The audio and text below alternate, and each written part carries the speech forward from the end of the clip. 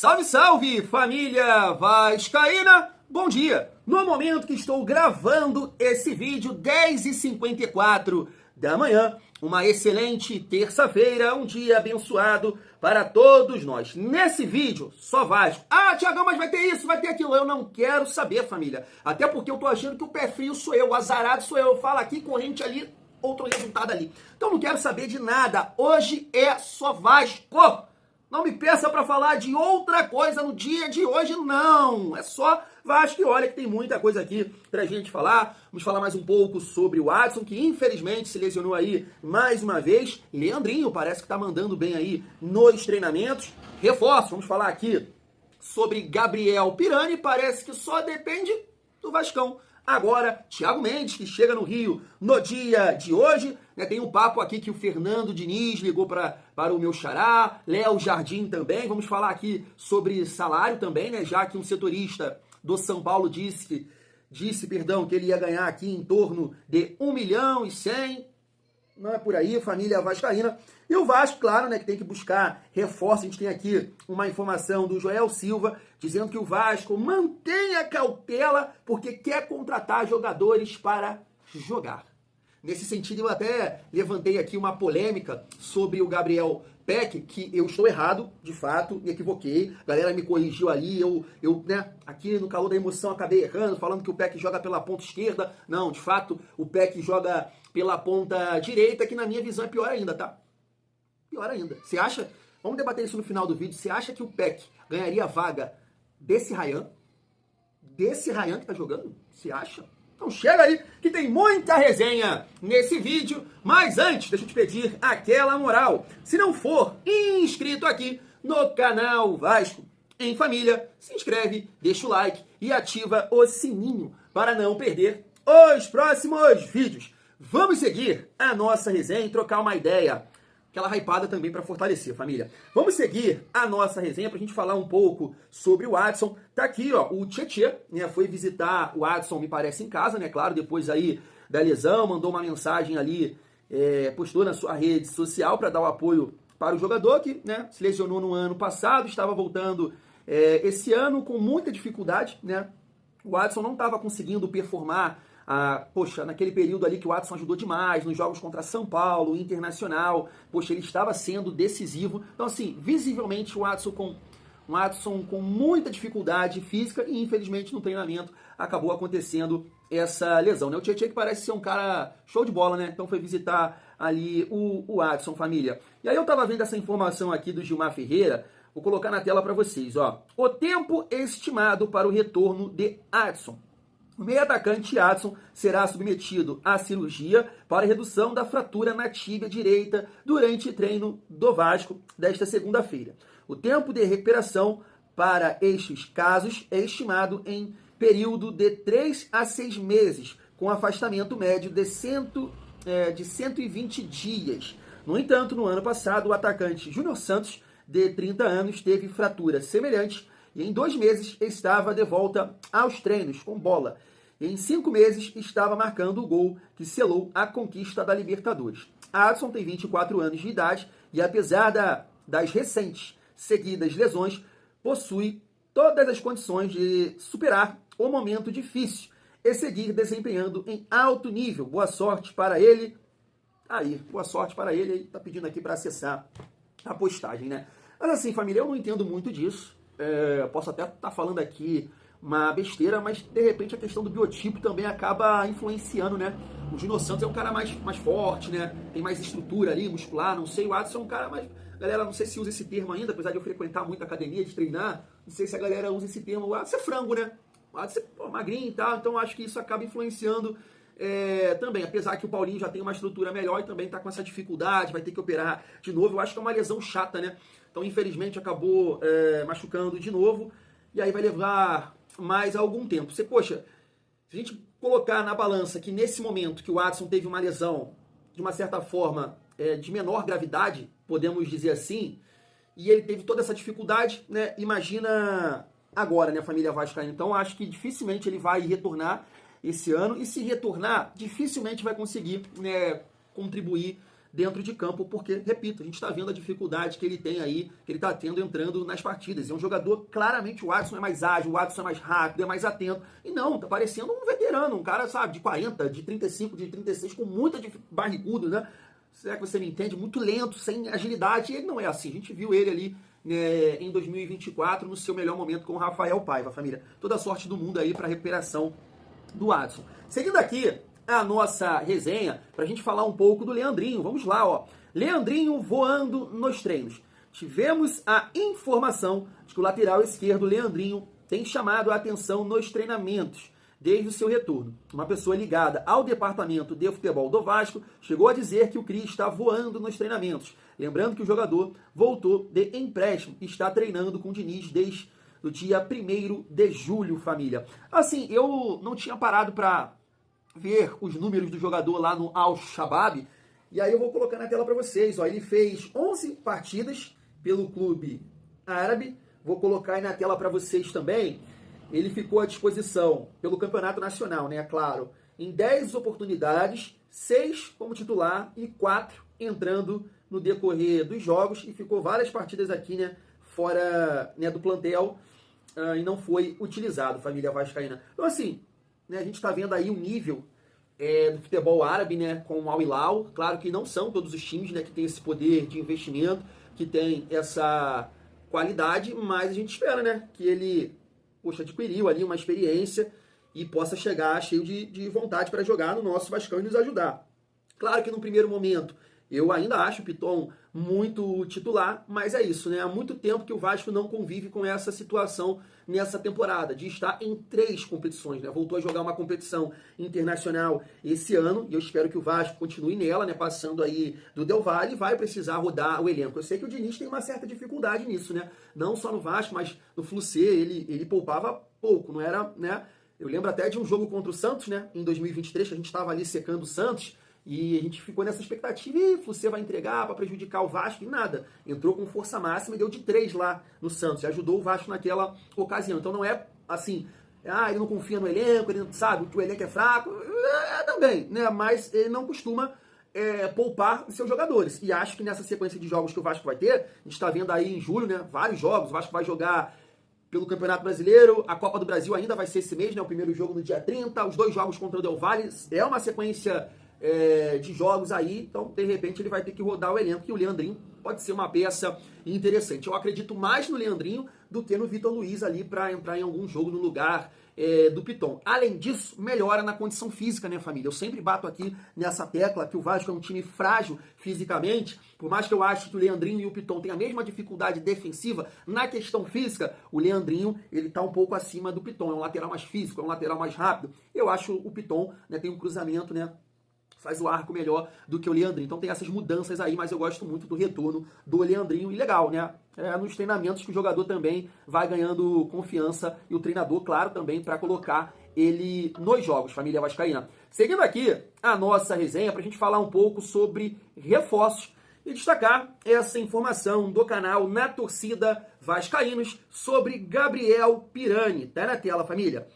Como vem sendo noticiado há algumas semanas, Gabriel Pirani, do DC United, foi procurado pelo Vasco da Gama. O jogador foi um pedido do próprio Fernando Diniz e seria um possível reserva para Felipe Coutinho.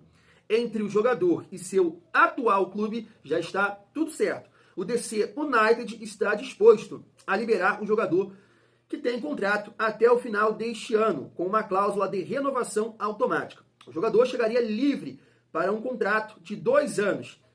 Esse acordo foi apresentado no início das tratativas. Neste momento, os representantes do jogador esperam um ok do Vasco para seguirem com a negociação e entrarem com o pedido de liberação do DC. Agora depende do Vasco seguir ou não com as negociações. Assim, acho, né, que é uma possibilidade, claro, porque o Fernando Diniz trabalhou com o Pirani no Santos e também no Fluminense. Um tempo atrás aí, eu destaquei aqui uma entrevista do Gabriel Pirani ao Território MLS, né, elogiando bastante o Fernando Diniz. Então, né, se o clube aceita liberar o atleta, tudo pode acontecer aí, né, família? Agora, eu comentei aqui com vocês que lá no Flucê, né, o Diniz, junto com o presidente do Fluminense, teve ali algumas contratações, né, por exemplo, de jogadores com uma certa experiência, né, com uma dificuldade física, que foi o caso, né, do Renato Augusto. O Pirani é um jogador que me agrada, tecnicamente falando? Não me agrada. Eu acho, né, falo aqui com vocês, eu acho ele meio, né, acelerado, assim, tem muita, sabe, não gosto muito não. Não acho que seja esse meia armador, realmente, eu acho que no máximo ali um segundo volante, um terceiro homem de meio campo com mais características, né, de ser um motorzinho do que, sabe, ser aquele meia armador que vai botar na cara do gol, que vai pifar o jogo, que vai segurar, coisa, né, que o Coutinho sabe fazer, então não é um nome que me agrada. Mas, né, em relação à parte física, é um jogador novo, 23 anos, né, tem uma boa condição física, então acho que nesse sentido é um nome que vai ajudar o Vasco a ser mais físico, marcar sem bola, pressionar o adversário, sabe, sair do ponto A para o ponto B com força, com velocidade, ele tem essa característica. E aí é acreditar no trabalho do nosso treinador, né? Dentro das condições do Vasco, é um jogador que está perto de encerrar o seu contrato, né? Tem essa cláusula de renovação, mas parece que o clube, né, dos Estados Unidos aceita liberar o jogador, então vamos aguardar.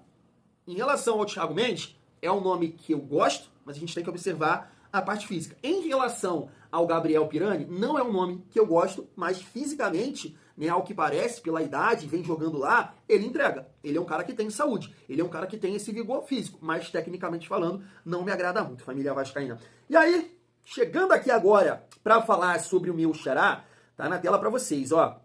Informação, esse celular sempre me pregando uma peça, família vascaína. Logo quando eu vou falar do xará, tá aí, ó. Novo reforço do Vasco, Thiago Mendes, chega hoje ao Rio de Janeiro. O desembarque no Galeão está previsto para as 7h05 da noite. E aí tem algumas resenhas aqui sobre o jogador. Essa informação é do GE. Vamos lá, ó. Fernando Diniz telefonou para Thiago Mendes e teve uma conversa sobre a sua linha de trabalho. O técnico gosta de jogadores solidários, corajosos e que joguem de maneira feliz.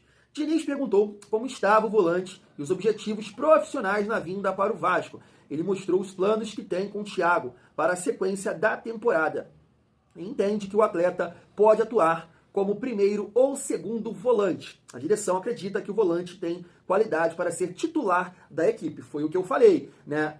Assim, a gente debateu sobre isso aqui no canal, que na minha visão ele chega para jogar no lugar do Tietê. E aí a galera falou que eu tava falando besteira e tudo mais. E verdade, né? O Diniz é um cara corajoso e de repente ele pode optar por jogar com o Thiago Mendes, que em algumas oportunidades na sua carreira, principalmente fora do país, jogou como primeiro volante, e Tietê fica um time muito mais técnico, um time muito mais ofensivo, né? Podemos dizer, sem essa força de marcação que o Hugo Moura entrega. Por isso que eu acho que, na minha opinião, para o Vasco mais equilibrado, eu ainda acho que o Hugo Moura tem que jogar. Mas o Diniz é um cara realmente, né, que pensa fora da caixa e pode optar por Thiago e Tietê jogando juntos. E assim, família, no decorrer de uma partida, o Vasco precisando do resultado, buscar um resultado, com certeza isso vai acabar, né, acontecendo. Thiago Mendes e Tietê, para ter mais recurso, mais qualidade ali no meio campo. Tem aqui também, família, o GE complementando, que o Léo Jardim também entrou em contato, ligou para o Thiago Mendes. Está aqui, ó.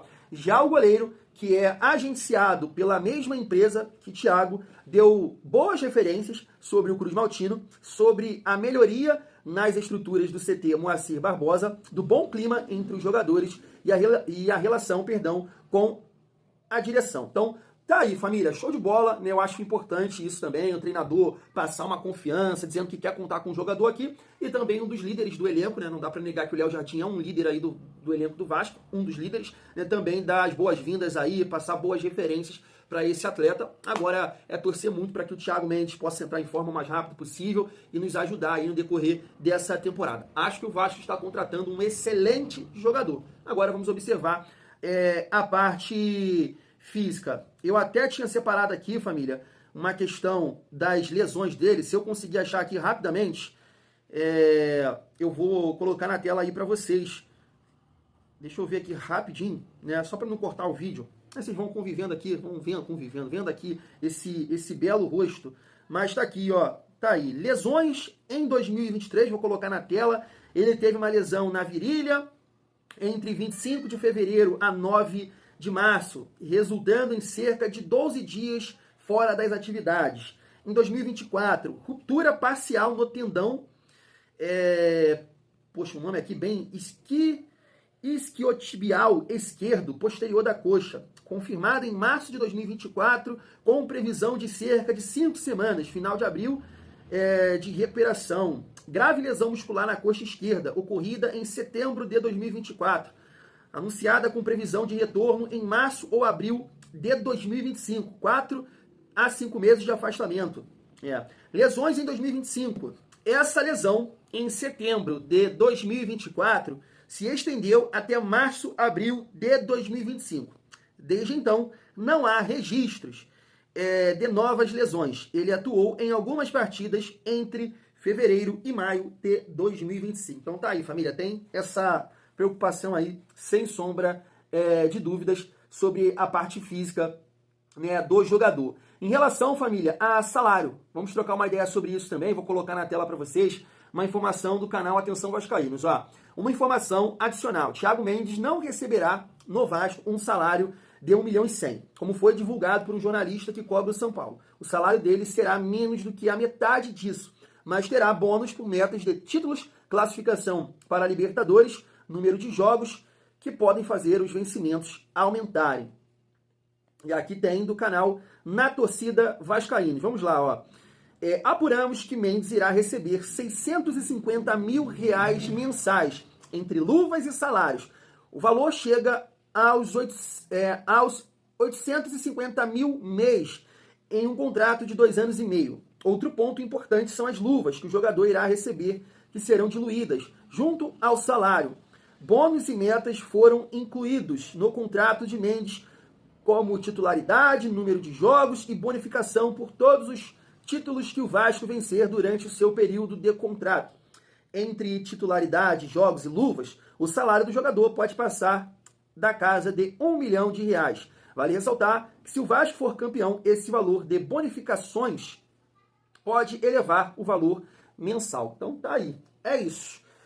É diferente da 777, né, que colocava ali, permanecer na Série A, não cair, você tem que pagar 11 milhões para o Benfica, né, os gatilhos que o Vasco coloca aqui no contrato do Thiago Mendes, né, é só visando, né, boas campanhas, bons resultados e, claro, títulos família vascaína. Então, assim, eu acho que se o jogador conseguir entregar, ajudar, ninguém vai estar preocupado com esses valores. Agora, realmente, se não entregar, aí é outra parada, né, família vascaína. E aí, para finalizar o nosso vídeo, tá aqui, Vasco mantém cautela e quer um jogador que chegue para jogar. Minha matéria está pontuando aqui a chegada do Thiago Mendes e também, claro, a lesão do Adson, que acelera aí, né, a ideia do Vasco conseguir contratar atacantes, família vascaína. Então, assim, até debati isso com vocês, né, em relação ao Gabriel Peck, Evander. Acho que não é o caso do Alan Minda num primeiro momento, né, que é um outro nome que apareceu aí forte para o Vasco tentar a contratação. Pode ser que no decorrer dos jogos da temporada o Alan Minda consiga passar mensagem para o Diniz,